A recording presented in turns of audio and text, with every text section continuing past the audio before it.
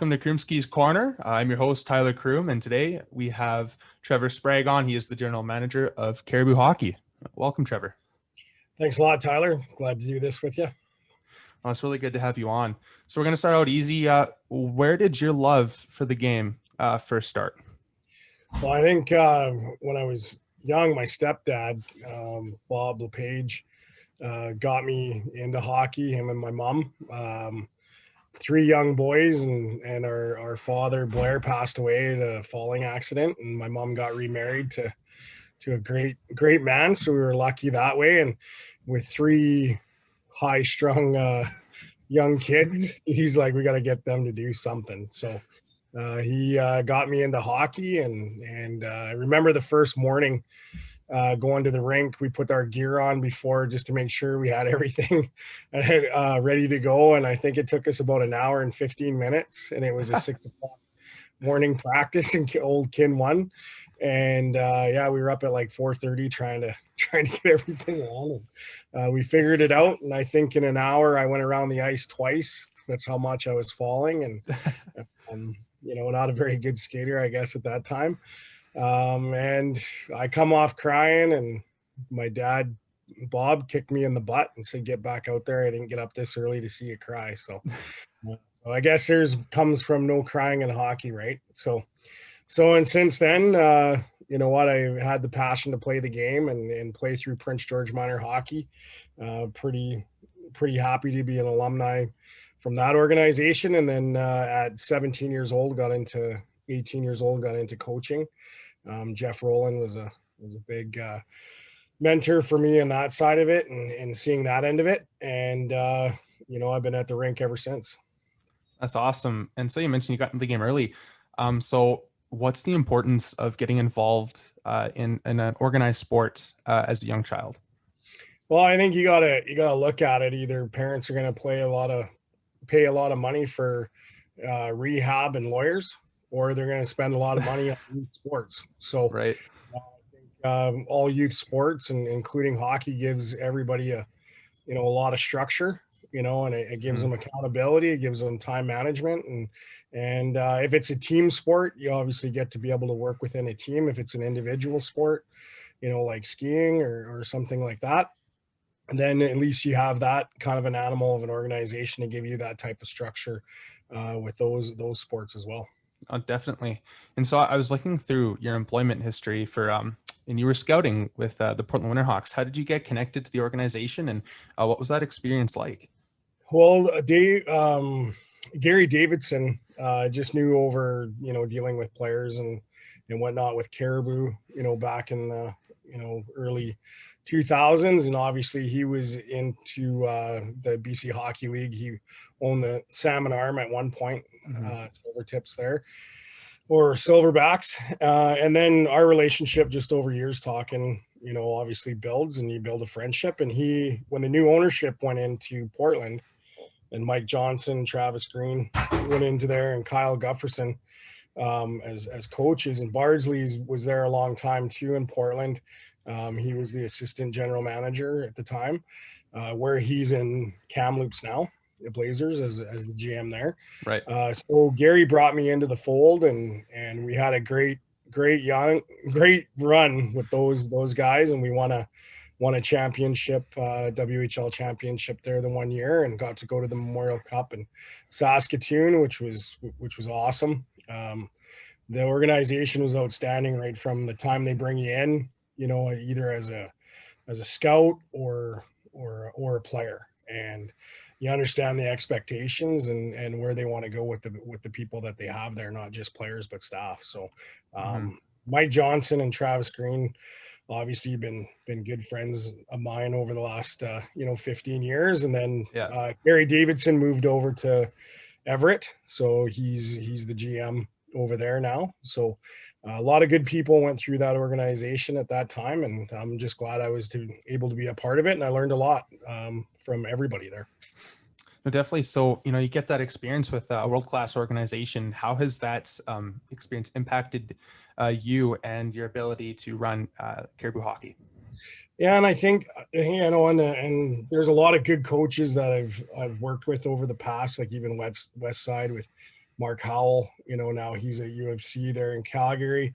And you always take a lot of things away from everybody. It's not that everybody's right on how they lay things out, but everybody has something to teach you and get and make your organization better and make you better as a coach or a GM. And that's what all these guys did. Like the expectations that, just talking about those two organizations, one which is Junior A and one is Western Hockey League, it was about what's best for the player and best for the organization, but also holding those players accountable, right? Like there's not a whole lot of entitlement, within those organizations. And you see a lot of entitlement in our game today. And I think we need to get rid of that in a way.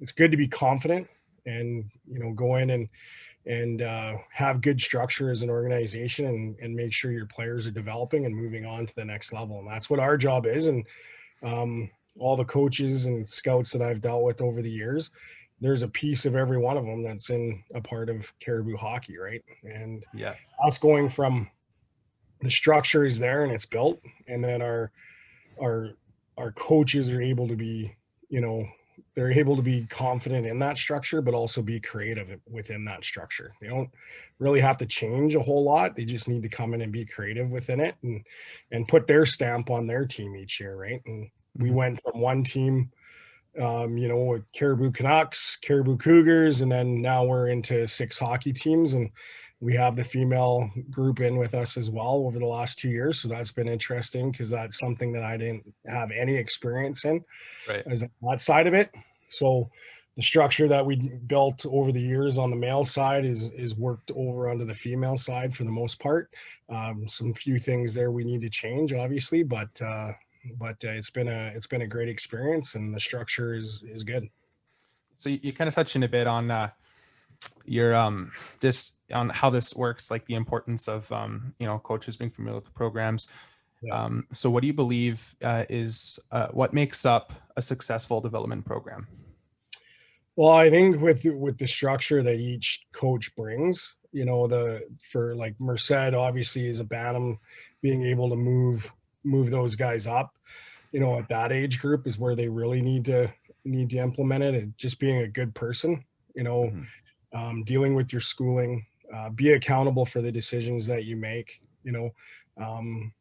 come ready to the rink to play, be with your, work with your teammates. I think Mike Johnson, taught me a lot on, making sure that the players were going to school. And that's really unheard of in the WHL. And even guys that they've traded over the years that are 20 years old that come in at a deadline, they have to go to a class, and they probably hadn't gone to class in, I don't know, probably 3 years, right? And they're kind of looking at him, what? I got to pick a class, right? And his philosophy was, if you're able to get up in the morning and use your brain, when those players get to the rink, he's got a smarter and better player. Right? Yeah. So one of the biggest factors for Portland, right? And this is what I've noticed as a fan and as just a student of the game, they're always competitive and they're always hard to play against. Do you believe that, them, like even 20-year-olds being required to take a class plays a big part in that? Yeah, well, their expectation is to puck pursue, right? So, and when that's huge. Like there's not an excuse when you turn over a puck there not to get it back. Like there's not a guy, like Lepsic gets hit, he gets knocked off the puck. He doesn't have bad body language and, that guy hit me. Right. He's not entitled to do that. He's entitled to get that puck back. That's his job. And it's a good structure at 200 feet. It's 200 feet hockey. And that's the expectation that coaching staff has always had. And it's not that they draft the best players all the time. It's an expectation, and there is an excuse. If there's an excuse, you just don't play. That's pretty easy, right? So they limit the excuses. The practices give them really good structure, no different than our coaches do. But a real lack, it's a business when you get there to the rink. And it's also about having fun and getting those guys getting to the NHL. Like you look at how many guys they moved on into the NHL over a period of 7 or 8 years. They were the best in North America, right? Yeah. Like, there's a reason for it. And a lot of it is lack of entitlement. And demand on making sure that they have the puck at all times. And if they don't have it, they're hounding to get it back. And they're smart players. You want skill, smarts, and those are the big things, right? And if you can get franchise players that can come in and do that stuff, and you're seeing a guy do it right now, like Cousins, Yeah. those guys are playing that way. You look at a Crosby, they play that way, right? And it was nice to watch a guy like Ty Ratty. He was going through there at that time as well, and those guys came to work every day, and if you had a little bit of swagger of confidence, it's because they earned it, and they were they were able to be a little bit cocky, right? So, but when it came to the rink, they didn't underestimate who they played. It didn't matter if it was a top team in the league or if it was the bottom team in the league. They were always prepared to play, and they were always prepared to win. And they lost. There's no doubt. There's losing too. Yeah. But it wasn't too often you seen them lose 2 games in a row either, right? That's definitely for sure. And so shortly after your time with Portland, you ended up scouting for the Prince George Cougars, more of a local tie. Yeah. How was your time doing that with the Cougars, and how has those connections impacted your the Cariboo Hockey program? Well, it's the Prince George Cougars has always been a part of us. It's started probably 4 or 5 years into Cariboo, probably 2010 with Dallas Thompson on really tying the two organizations together, even though they're WHL sponsors, right? The Western Hockey League sponsors MML. And it was just great to be able to for their players to come out with us if they needed to stay and help out with injuries and stuff like that. But then also if they needed a couple extra bodies out at their practices, we were able to work things out that way. And then also give them the first opportunity to say, hey, here's our players. Come see them. We're right next door. Come watch us and go from there. I did color for 1 year with the Cougars too. I took a couple. I took some time off in 06, 07, I think it was, from Cariboo, and I did color for 1 year, so that was interesting. And then got back with Cariboo, and then that's where Dallas and I started kind of working together on making sure that there was a good relationship there. And same thing with the Spruce Kings. Spruce Kings, played a great part in the development of our players and our organizations as well, right? And then when the new ownership came in, that's when I came over. I've known the whole ownership group for most of my life, and Greg Pocock was the head guy at that point in time, and wanted to bring me into the fold and be able to work with them and give them the opportunity to have the team they had here a few years ago with Mathachuk coaching and whatnot, and it was really good experience to work with Mark Howell and working with the coaches that we've had. Richard Mathachuk was great to learn from, and got to coach with them a few times as well when they needed me to step in, and obviously Tyler Bruff plays a big role into that as well, being our head coach with our Cariboo Cougars U18 team, and him being alumni there. So it even makes everything a little bit more neat and tidy, and getting him more involved in what the Cougars are doing from a day-to-day basis or a year-to-year basis, to have that alumni to be able to be out there. And Tyler has no problem speaking his mind and letting people know what he feels is a positive for a player or a negative of a player. So he's a great guy to have in the room, and he wants to see the Cougars succeed too, as much as I do. So I've always helped out as much as I can with all the Western Hockey League teams. And obviously we have 6 teams. So there's a lot of talking going on about a lot of players and movement behind the scenes with Junior A and the Western Hockey League. So, and Mark Lamb's been a really good guy to deal with as well. So I've been really, really happy dealing with him as well. And obviously my good friend, Andy Beasley, there as well. So we got a lot of good relationships and a good tie, and to have a lot of success here in the next few years as well. Absolutely. So as the general manager, what are your responsibilities within Cariboo Hockey?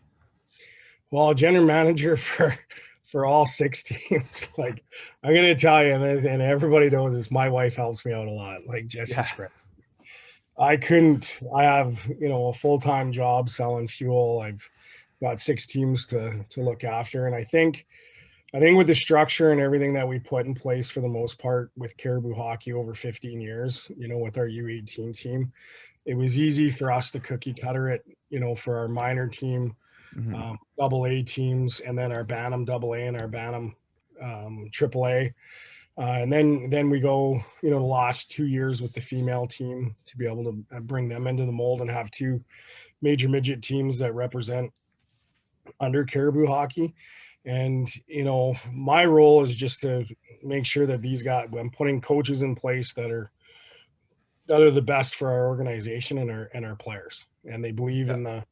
in the direction that we're going and the structure we have. And then their staff coming in, like we have 6 head coaches that there's no other organization in Canada, and I would challenge North America, that have the 6 coaches like we have. And then our assistant coaches, we have, I think right now we have about 11 to 12 alumni coaching between, Cariboo Cougars and the Capitals.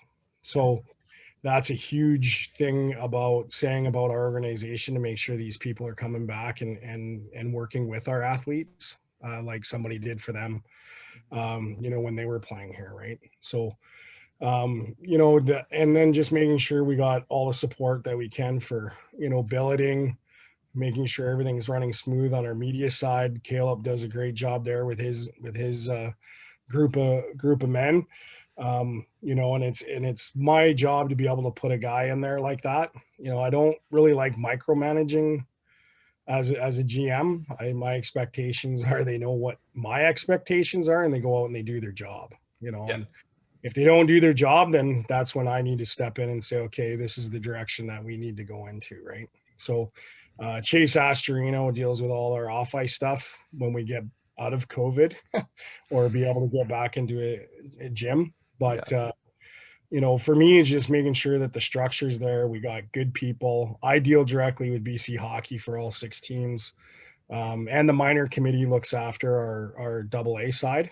So I deal with that group as well, for North, with Lee Holland and Mr. Scott. So I deal with those 2 on that end of it. And then just dealing with all the other GMs, dealing with the parents, financials, that whole end of it as well. And also we got a sponsorship side that, doesn't really have anything this year based on nobody being allowed to be in the building. But I focus on that a lot there in the summer as well, to make sure we got, a good atmosphere within the building. Caleb helps me out with that too, just on our game day stuff and whatnot. So day-to-day operations is dealing with emails and questions, and like any other kind of GM that you would see in the Western Hockey League or Junior A, and then just dealing with our coaching staff if they need something, or if there's a direction that we want to go into. For sure. So going forward, like, what are some goals that you have set for the Cariboo Hockey program? Well, first and foremost is make sure that our kids are healthy in school. The school is going to be like a lot of our athletes with school district 57 go to PGSS, and I'm an alumni for that school. My first teacher when I walked in 1990 was Renzo Berra. Enzo Berra. Yeah, he had the old he actually had a mullet back then, if you could believe that. And I don't know if I want to think about that. Yeah, it was computer class actually. So I'm not great on a computer. I think he just got rid of his flip phone about, I don't know, a year ago. So oh my goodness, he didn't transfer over to a teacher for me to be very good on a computer. So my typing is still the same as it was when I was in grade 8. So yeah. But anyways, it's just making sure that we got that school structure in there, and I know every parent believes in that. And then transition to the ice is just making sure over the next few years is that we've got coaches that we're developing, and that they're able to be challenged to move up, and then also and that means like up in our organization, or that means to Junior A or to the Western Hockey League. Like a lot of these guys got jobs and they do love what they're doing here, but some of them being younger coaches might want to move up, right? And we got to look at that base on the coaching side is how long do we keep each head coach in each spot? Like, these are all my guys and the guys that I want there. But at some point, over the next few years, if there's a candidate that I'm thinking that needs to be able to get challenged and moved up, then I need to make that decision, but also have that decision made working with my head coach as well, where they want to be and where they want to see, because though at the end of the day, those are my guys and those are the guys that I want there. And I got 6 staff that I can say that, but I don't want anybody getting bored on that element. And then the players, it's just pushing them, to be better and better every year, and there's a lot of players that have paved the way for us and these players, and they have to understand that they come in and they got to leave a legacy too. And they got to keep going with that legacy. And there's no doubt we like to win, but we want to make sure our players are developed in the right way and held accountable in the right way. And that we're creative every year to be better. And whatever we do on the ice, however we attack the game, and whatnot. So it's, what we do with, our computers and stuff like that as well. Those are all really big things for me and for the organization to keep a new flavor coming in every year. And I think when you look at those goals, we do that. And it's something unique that I don't think a lot of organizations do. They look at just, this works, we just want to stay with this. And there's no creativity to grow their programs, right? They just get comfortable and it gets stale. And then players get not developed the way they should and get to be able to move on to the next level, where we keep moving players on to the next level. So it's very good to do that. Yeah. And so for those listening, is there any players working their way up through the ranks in Cariboo hockey that we should be keeping our eyes out for? Well, I think right now in Bantam, we got a lot of good Bantams there, and Cameron Schmidt is one player that everybody should keep an eye on. Like he's not the biggest guy in the world, but can he think a game, and his skill set and his mind for the game is further ahead than where he should be playing right now. Like legitimately, he could be playing for our U15 team. I have no problem saying that, right? For him to play at U18, next year, if that even becomes an option, that's something that has to be earned, right? And it's something that is the strength there, is the mind going to be there, the maturity going to be there, right? There's a lot of things that come into effect on that, but he's one of those players that you can go and take a look and watch if you get the opportunity. You have a hard time not watching him because he's that good. Well, I remember when I was at training camp there, I got to catch a couple of his ice times, and he was one player that just stuck out like a sore thumb in a good way. Yeah, he was fun to watch. Yeah, he's fun to watch, and that's the exciting thing about a game, is when you have somebody that represents the North and comes from the North like that. He's a true northern player, and he wants to show off the North that, hey, here we are, right? And everybody's got to remember he's only, I think he just turned 14, 13, 14. Yeah. So, there's a lot of maturity there for him to, start growing up to, and accountability on his end. And, but that's something that'll come over here the next couple of years. Him, being coached by Merced is all about accountability and come ready to play every game. Doesn't matter how good you are, and be a good teammate. Right. So yeah, he's learning those things, but they got to have fun at that age as well. Right. And, everybody knows that, that knows hockey, that Cameron's going to be a great player. Every Western League team or Junior A team would love to have him play for him. So, at the end of the day, it's his decision and his family's decision to figure out exactly what route they want to go. And again, he's only 14 years old. So, there's a lot of growth there for that young man, and he's exciting to watch, and he gets a lot of ice time, but that's because he earns it. And he's that type of player that should as well. Definitely. So, I mean, as we've seen this year, COVID-19 has really made things very challenging. How has COVID impacted your role with the team? And then also looking at the tail end of this pandemic here, what are some positives that you can take away going forward? Yeah. Well, behind the scenes been a lot more work based on, COVID plans for each arena that we play in, health checks. If anybody has symptoms of COVID, making sure they're getting, tested and what the test results are back, how they're doing. And on that mark before Christmas, and as of right now, we didn't have one athlete tested positive for COVID or staff. So between 6 teams in BC hockey, that's pretty exciting, right? Yeah, So for sure. we're so that's impacted a lot of my time, to deal with all that stuff with the ice time, and your COVID plans changed every single time when Bonnie Henry put something out, or Steve, via sport. Right. So that's happened about 11 times already, just on Yeah. that end. Every time we've had to change our plan, right? So, going from, not traveling to inter squad games to, maybe traveling to go into the Okanagan and them to come up here for games, and then no travel, and then back to phase two, with just skills and whatnot for the most part for our practices. So that's added a ton of work, not just for me behind the scenes, and dealing with BC hockey and via sport and academies and stuff. It's been a ton on communications, emails, but then the staff having to deal with it, right? They get pretty emotional when they can't do what they're used to doing, and you have to tell them, no, you can't do it. And, well, what are we going to do? You're going to do skills. You're going to do phase two. For me, I always work in the gray areas a little bit. That's not a secret to anybody.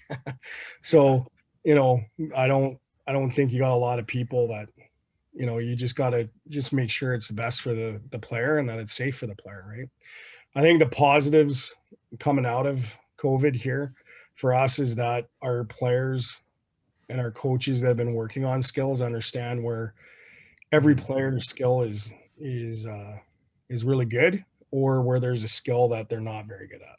So the ones that will maximize where they're really good, but then also where they're not very good, we should have been able to make them a better player on fixing that weakness within their game.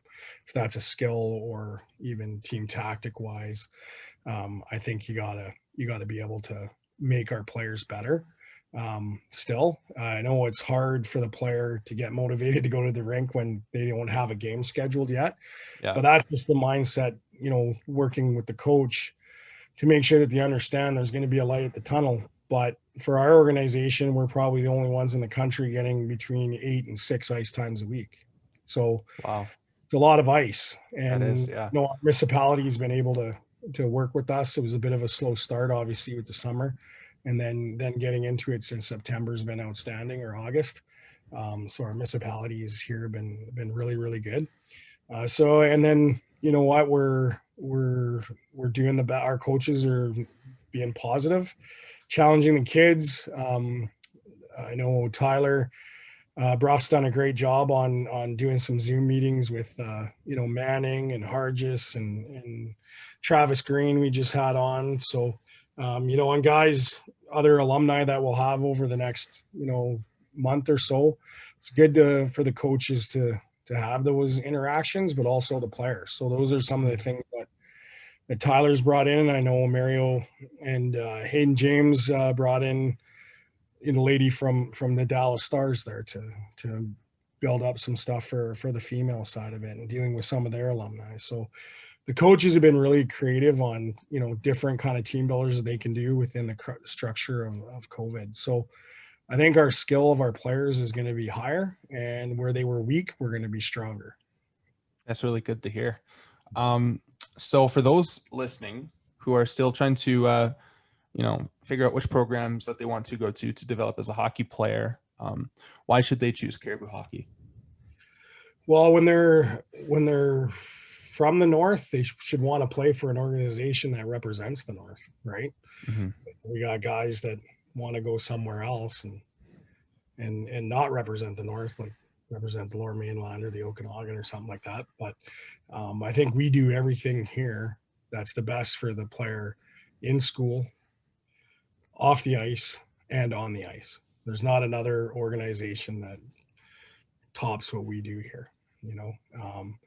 And the first and foremost for all of our athletes that do come here and play, they're proud of the organization because of what it's meant from our alumni and what they've paved through. And the number one thing is that our players are the number one thing on our mind.